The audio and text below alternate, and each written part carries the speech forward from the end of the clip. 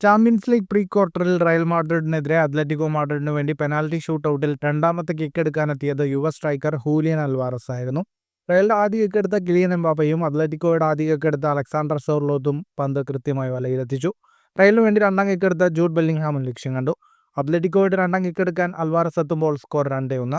കിക്കെടുക്കാനായ Alvarez വീഴാൻ പോയെങ്കിലും പന്ത് കൃത്യമായി വലയിലേക്ക് അടിച്ചു കയറ്റി. റഫറി ഗോളും അനുവദിച്ചു.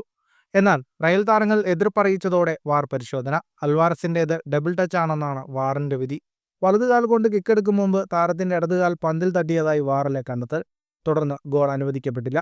വിവാദ തീരുമാനത്തിന്റെ ആനുകൂല്യത്തിൽ ഷൂട്ടൌട്ടും മത്സരവും വരുതിയിലാക്കി റയൽ മാഡ്രിഡ് ക്വാർട്ടറിലേക്ക് മുന്നേറി. എന്നാൽ വിവാദ വിധിയിൽ അത്ലറ്റിക്കോ ആരാധകർക്ക് രോഷമടക്കാനാവുന്നില്ല. സമൂഹ മാധ്യമങ്ങളിൽ അവർ റഫറിമാരുടെ തീരുമാനത്തിനെതിരെ ശക്തമായി പ്രതികരിക്കുകയാണ്. റയലിനെ ജയിപ്പിക്കാനുള്ള ഗൂഢാലോചനയുടെ ഭാഗമാണ് ആ തീരുമാനമെന്ന് പല ആരാധകരും കുറിക്കുന്നു. അഴിമതിയും വഞ്ചനയുമാണിതെന്നായിരുന്നു ഭൂരിഭാഗം ആരാധകരുടെയും കുറ്റപ്പെടുത്തൽ. ഇന്റർനാഷണൽ ഫുട്ബോൾ അസോസിയേഷൻ ബോർഡ് നിയമം 14(1) വകുപ്പ് പ്രകാരം പെനാൽറ്റി കിക്കുകളിൽ മറ്റൊരു കളിക്കാരൻ സ്പർശിക്കുന്നത് വരെ കിക്കർ വീണ്ടും പന്ത് കളിക്കാൻ പാടില്ല എന്നാണുള്ളത്. ഇതുപ്രകാരം ഒരു തവണ പന്ത് തൊട്ടാൽ പിന്നീട് കിക്കെടുക്കാൻ പാടില്ല. ഈ നിയമം അനുസരിച്ചാണ് അൽവാറസിന്റെ ഗോൾ റദ്ദാക്കിയത്. അത്ലറ്റിക്കോ കോച്ച് ഡിഗോ സിമിയോണി തീരുമാനത്തിനെതിരെ ട്രോൾ രൂപത്തിലാണ് പ്രതിഷേധിച്ചത്. പെനാൽറ്റി കിക്കിൽ വാർ വിളിക്കുന്നത് ഞാൻ ഇതുവരെ കണ്ടിട്ടില്ല. കൊള്ളാം, പന്ത് ഹൂലിയൻ 2 തവണ സ്പർശിച്ചുവെന്ന് അവർ കണ്ടു കാണും. അവർ അത് കണ്ടുവെന്ന് വിശ്വസിക്കാനാണ് ഞാൻ ആഗ്രഹിക്കുന്നത്.